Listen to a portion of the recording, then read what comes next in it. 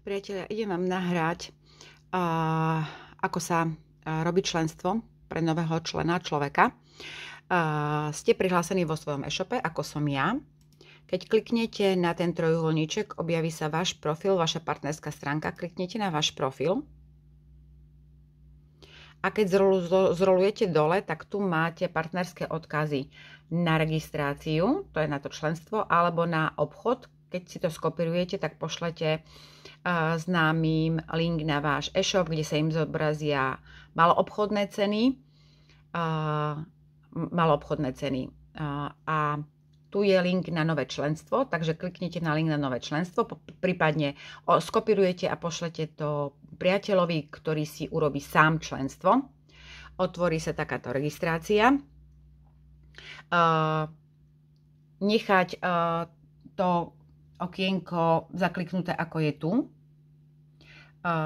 Ak robíte objednávku za 250 bodov minimálne, tak necháte toto okienko tak zakliknuté. Ak sa robí objednávka za menej ako 250 bodov, tak sa zaklikne toto okienko. Nevýhoda je tá, že ak robíte objednávku za menej ako 250 bodov, tak ten klient v svojom e-shope bude mať stále ceny iba za ceny preferovaného zákazníka, to znamená o 15% nižšie, ako sú maloobchodné.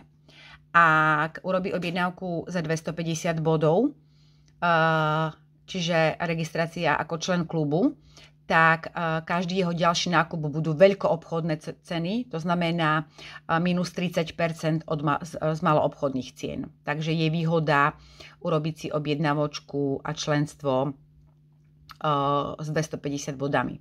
Takže necháme zakliknúť túto guľku, tu si dáme krajinu,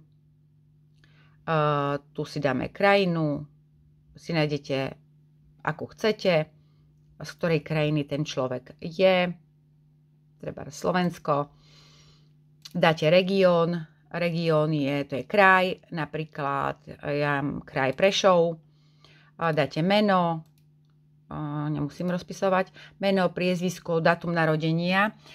Tu keď kliknete na toto koliesko, tak tu si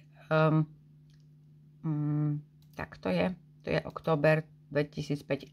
Kliknite sem a tu vám vyskočia roky, takže rýchlejšie to nájdete. Takže dáte napríklad, ja neviem, rok, tu si nájdete január, február, marec a dáte si dátum a vám vyskočí takto dátum. Predvoľba, tu si nájdete predvoľbu, napríklad Slovensko je 04 plus 41, dáte telefónne číslo, ale nedáte 0905, ale dáte iba 905 a pokračujete ďalej. Aké máte telefónne čísielko. Mailová adresa, aké členstvo robíte, komu. Potom heslo. A zopakujete heslo. A poznám odporúčajúcu osobu. To znamená, tu musí byť vaše meno, lebo vy ste odporúčajúca osoba. Ak náhodou sa stane, že tu vaše meno nie je, tak vpíšete ručne váš IDčko. To je toto tu. Hej. A označiť všetko a dať registrácia. Hej. IDčko viete, to máte vedľa vašho mena. Posúvam ďalej. IDčko máte tu vedľa vašho mena. Toto je vaše IDčko.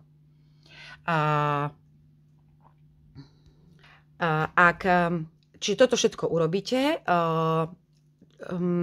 váš priateľ, váš známy musí potvrdiť mail, ktorý mu prišiel z DoLife. Keď ho potvrdí, potom sa môže normálne prihlásiť, ako sa prihlasujete vy.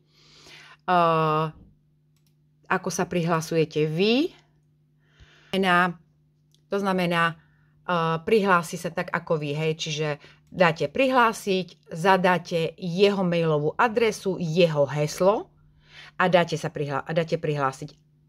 A pekne vstúpi do svojej webovej stránky a môže robiť objednávku, ako robíte vy. Ak sa stane, že tu vám bude vypisovať, vás nebude chcieť pustiť, tak dajte kliknite ešte raz tu, váš účet nie je aktívny. Kliknete na to, zase tam vpíšete mailovú adresu toho nového člena a už by mal byť ten účet aktívny, alebo prípadne by mal prísť znovu mailík, ktorý klikne a potvrdí.